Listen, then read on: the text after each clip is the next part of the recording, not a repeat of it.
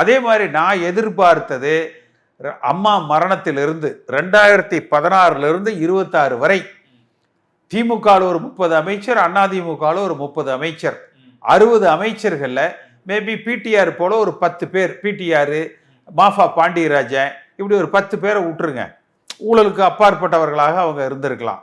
மிச்சம் ஒரு 50 பேர் எடுத்தீங்கன்னா பழம் தின்ற பெருச்சாளிகள்.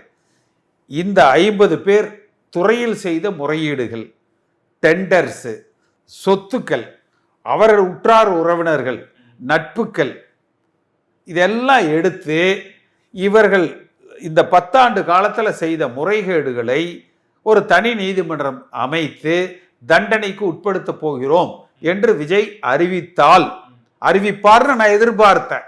அப்படி அறிவித்தால் அவர் சிறந்த தலைவராக இருப்பார். 6 மாதத்திற்குள் இந்த அரசாங்கம் கவிழ்ந்தாலும் கூட பெரும்பான்மையோடு மீண்டும் ஆட்சி அமைக்கிற பலத்தை மக்கள் அவருக்கு கொடுப்பாங்க.